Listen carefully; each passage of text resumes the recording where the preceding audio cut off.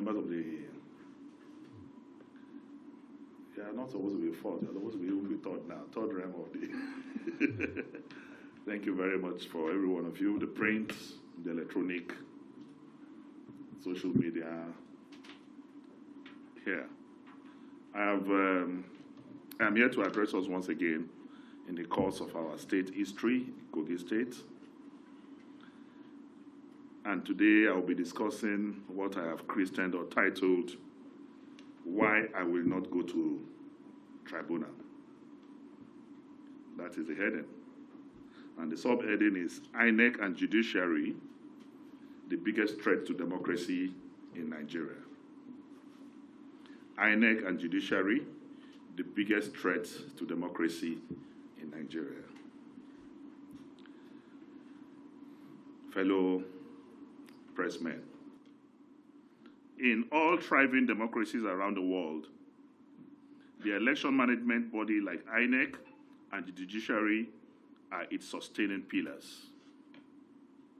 The constitutional duty of INEC is to conduct periodic, free, fair, and credible elections and declare the popular will of the people as expressed through the ballot, but at moments, election results are not written and prepared before election day. Sorry, I take that again. The constitutional duty of INEC is to conduct periodic, free, fair, and credible elections and declare popular will of the people as expressed through the ballot. But at the moment, election results are now written and prepared before election day under Professor Mahmoud Yakubu. The judiciary is supposed to be the last line of defense of democracy and the rule of law. But the tragedy today is that the judiciary over the years have not lived up to the expectation fully on matters of electoral justice. Worse still, it has now been captured by APC, and it's now the weakest link for the subversion of democracy in Nigeria. What a disgrace and shame to the largest black race of the world. A democracy without a rule of law and a courageous judiciary has in it an inner virus that will lead to its destruction. The common saying that judiciary is the last hope of aggrieved citizens is now an empty slogan, because the judiciary is truly now the lost hope of the people of Nigeria. That is why I, Dino, Melaye, will not dignify a captured judiciary that is now a department of APC by filing a petition over Kogi State's governorship elections that majority of the results were pre-written before the election day by INEC officials. Under the most corrupt chairman, Professor Mahmoud Yakubu, the most pernicious, odious vermin that ever presided over election management body in Nigeria. I repeat, Mahmoud Yakubu is the most pernicious, odious vermin that ever presided over the election management body in Nigeria, INEC. Why should any responsible Nigerian go to the tribunal when APC has captured the judiciary and their members, that's APC members, openly boast at rallies about their control of a corrupt judiciary of cash and carry? Why should other political parties and Nigerians participate in future elections with the conclusion of grip and total control of INEC through the appointment of APC card-carrying members as commissioners into INEC, who will recruit ad hoc staff, APC supporters, as pools officials? All recognized individuals of proven integrity from south and northern parts of this country, applauded by Nigerians for their commitment to credible elections as commissioners, have all been eased out of INEC. the way the so-called State Independent Electoral Commission, SIEC, is constituted by governors with party members and supporters is what is happening now. So that means what is happening in SIEC is exactly what is now happening with INEC at the national level. It's constituted by governors with party members and supporters is what is being replicated by this administration with INEC at the federal level. No more elections like local governments, but pure writing of results before elections as done in Kogi and Imo states. A typical example is what I will show you now. This is certified true copies.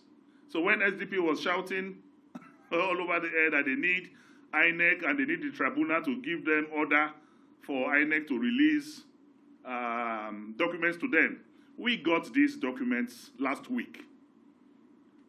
And they are certified true copies by INEC. This is the certified true copy of the Kogi State's election on the 11th of November. This is certified true copies of the presidential election in February. What I want to do here is that we have certified true copies of all the documents, including the registered the voters register, all certified by INEC, and these documents are available with us. I want to say that voters registration ended in November last year, 2022. That means from November last year, there is no voter registration. This is certified true copy from INEC of the results of the presidential and National Assembly elections in February this year. As at that time, number of registered voters on this certified true copies showed that in Adavi local government, 114,046 registered voters. Showed that in Ajakuta local government, 84,614. Showed that in Okene local government, 140,452. That's the registered voters as at February, as imputed on this certified true copy of INEC results for the February election. But in the certified true copy for the November election, you will note that registration of voters stopped in November 2022. So what we were given in February 2023 on this certified true INEC document is what I read. But on the same INEC certified results of the 2023 November 11 governorship election, the number changed when voters' registration already ended last year. On the face of this document now, for the November 11th election, you remember I said it was 114,046 for Adavi, but in this document, it's now 114,663 inflated. In Ajakuta local government, for example, in February, voters' registration was 84,614, while in the November election is 96,504, an increase of over 8,000. In Okehi local government, the same thing. In Okene local government, it was 140,452 in February. But in November election, Okene was inflated to 151,242, an inflated number of 110,987, and this was done in 17 local governments. So the question is, if voters' registration ended November last year, and the February results showed the number of registered voters as at February this year, where did the additional figures inflated in November came from? After all, there's been no voters registration since November last year. Voter registration is a ceremonial thing that parties take very seriously, politicians take very seriously. So whenever it is announced, we normally mobilize our people to go out and participate in registration. The last time such exercise took place was in November 2022.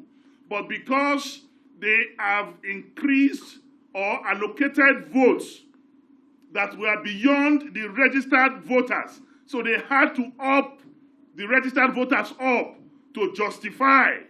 If not, the votes will be more than registered voters. That is the kind of corruption, fraud that INEC did. And these are certified true copies of documents from INEC showing disparity between February and November. Meanwhile, there is no voters registration. What future do we have of democracy when the judiciary is captured doing the bidding of APC, as the world is seeing happening across Nigeria, wherein judiciary is now used to overturn the people's verdict for APC in Kano, Nasarawa, Plateau, Zamfara, and many more states in the days ahead. The capture of judiciary signals citizens' possible resort to self-help, and that is dangerous for our society.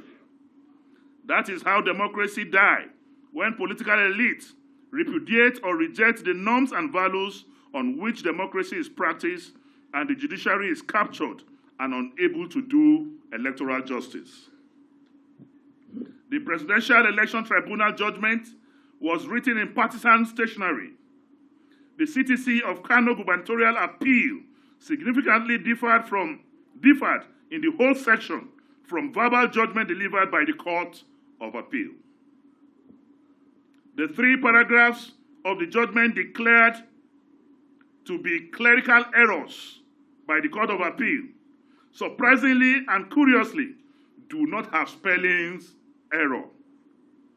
Does it mean that clerical error do not have meaning again? Because if you say something is a clerical error, and in the 3 paragraphs, no single spelling error, as the definition for clerical errors changed, we all know that it is easier to recite after taught judgments than to rewrite well-considered written judgments. And this is actually a big shame. You can see that Labour Party have no judgment. The Labour Party cried out yesterday that they were not given any judgment. They asked for judgment, and they said the judgment of the PDP will suffice. And it is laughable that in my elementary knowledge of law as a law student or a graduate of law, I know that grounds, when you make your grounds for submissions or issues that you raise in your submissions are questions, and we're taught in law that those questions for determination must be answered by the courts. But because the courts cannot, in their good consciences, or the judges or justices cannot, in their good consciences, answer those questions raised by Labour, that is why there's no judgment. What are the issues raised? One of those issues is, how did the picture of a lady appear on the server of INEC instead of posting result sheets? You posted picture. It's a question for determination. And that question has not been answered. And it is a norm, it is a practice, a convention, that questions for determinations, issues raised, must be answered. But because they don't want to answer it, and they know what the implication of answering it, there is no judgment for Labour Party. We all knew that Labour Party is a different party in that matter. PDP is a different party. and the court throughout the sitting at the Supreme Court did not consolidate the cases of PDP and Labour Party. And where these cases were not consolidated, how can they have the same judgment? That is one of the fundamental reasons why I would say I have lost complete confidence in the judiciary in Nigeria. In sum, we can say that our country and democracy is at its most vulnerable point of decay as a result of institutional capture. Today, nowhere to turn to by citizens for sanity. Judiciary has become an extended section of a political party, doing its bidding and delivering predetermined judgments. The fingers of providence will continue to write its verdict on the walls of our judiciary as the biggest threat to the survival of democracy in Nigeria. We are at terrible situations that led St. Augustine to declare that a country is nothing but a band of rogues without the rule of law. The judiciary has lent itself to APC capture, and it has become the instrument of partisanship. INEC and judiciary in particular have betrayed Nigerians and dashed their hopes and aspirations of democratic ideals through judicial sabotage. We can all now see what the scholar Montesquieu meant when he warned that there is no greater tyranny than a tyranny that is perpetrated under the shield of the law in the name of justice. Conclusion. Fellow Nigerians and gentlemen of the press, in the light of the foregoing, I, Senator Dino Melaye, have decided in good conscience not to submit myself to the judiciary that has become an instrument of political tyranny.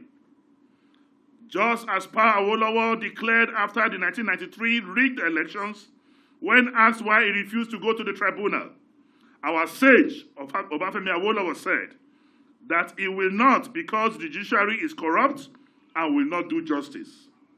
I will not go to court because justice has been murdered by the judiciary in Nigeria. I repeat, I will not go to court because justice has been murdered by the judiciary in Nigeria. Finally, may I use the opportunity to call on all opposition parties in Nigeria to forthwith boycott all future elections unless and until the current INEC constituted by APC members is dissolved and a new set of non-partisan chairmen and commissioners are appointed into INEC. Further participation by opposition parties in future pre-written election results, further participation by opposition parties in future pre-written election results under a morally and ethically challenged Professor Mahmood Yakubu Electoral Commission amounts to giving legitimacy and credence to the continued rape of democracy in Nigeria. I hereby call on all political parties to boycott future elections in this country until Mahmood Yakubu and the corrupt commissioners of INEC are completely dissolved and a new credible INEC constituted. That is when we can have democracy. If we fail to do that, participation by political parties will mean legitimizing, endorsing, and promoting the illegality that is ongoing. So I call on all political parties to boycott future elections and allow them to run a one-party state, because our non-participation will definitely will definitely deny them the legitimacy they need to carry on. So we call on the whole world, we call on international communities, we call on NGOs, CBOs, Nigerian Bar Associations, we called on the Nigerian Medical Association, on the Nigerian Labour Congress, to save Nigeria and save democracy. Because because INEC and the judiciary, they have murdered democracy in this country.